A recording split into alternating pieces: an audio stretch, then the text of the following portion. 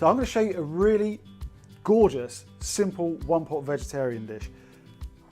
Things like the meat-free Monday and vegetarian options have got really popular in recent years, but so many people still think the vegetarian food is going to be like really, really bland and really, really boring. I'm no vegetarian, but I do love vegetarian dishes, and this one is absolutely gorgeous.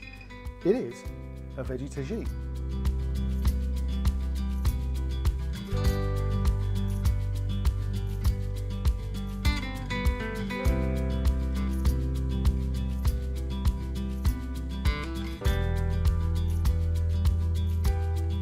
So, we're going to start off with our flavour base. We've got 1 red onion, finely chopped.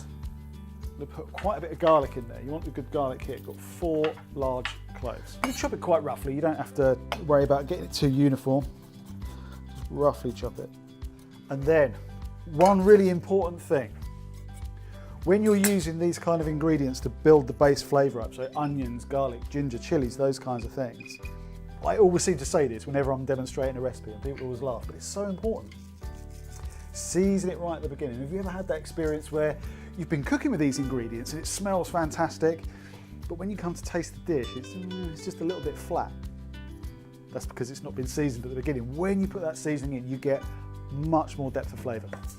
What we're going to do is literally saute that until the onion's starting to get softer, and then we're going to add some of our veg. So we've got courgette and aubergine. Fairly small pieces, it reduces the cooking time. And then similar idea with the aubergine as well. And aubergine is beautiful because it works like a sponge. It takes in any flavours that you put it with. It just soaks it all up, little flavour sponges. It's not going to take very long for these onions to start to soften. They'll start to soften, the actual potency will start to mellow a little bit, and they'll start to go a little bit translucent, and at that point we're going to throw the veggies in. So in with all the veggies. And then there's half a red pepper that's been diced. So this is a great dish for heart health actually, because 2 amazing ingredients here. First being red onion. See the beautiful purple colour pigment in red onion. It's given by a group of compounds called flavonoids. Don't worry too much about that kind of detail, but flavonoids have been very widely studied here in the UK, and one of the things that we've learnt about them is that they can actually influence the way in which our blood vessels respond. They can cause our blood vessels to dilate. They can cause the cells that make up the skin that lines the inside of our blood vessels to release a chemical called nitric oxide.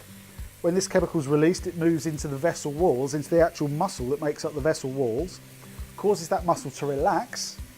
As that muscle relaxes, the vessel gets bigger. As it gets bigger, the pressure within it drops. Those compounds transiently lower blood pressure. Now, we're not talking about this as being in some kind of alternative to something or a replacement for any kind of medication, but what it does, it kind of highlights how powerful food can be and how you can start to build your diet around key things according to what health challenges or issues you might have. You can shape your diet and lifestyle accordingly. So give that a quick mix. Got some chickpeas going in. There's 1 tin of chickpeas that's been drained. Again, that's further ramping up the cardiovascular health benefits because of all the soluble fibre there. Some chopped dates. Now these just give like a long lingering sweetness to the dish. And they kind of break down into the sauce and you're just left with this beautiful rich sweetness, and sometimes you just get the odd little bit of date here and there. And then we've got some passata. And what you want to do is put enough passata in to just about cover half of the volume of vegetables. So enough to kind of coat everything really, because if the dish starts to dry out during cooking, you'll just add a little bit more water to it to thin it out. Don't add more tomato because it will influence the flavour. Now, final part for now is some cinnamon. And we've got quite a bit there. That's a teaspoon and a half. And when the dish is almost done, I'll taste it at that point, and I may even add a little bit more. But it just gives a beautiful kind of North African vibe to the dish. So what we're going to do, we're going to keep this at a consistent heat, but like a gentle simmer for 20-25 minutes. All the vegetables are going to soften and cook. The sauce is going to reduce, the flavours are going to intensify, the whole thing will taste incredible.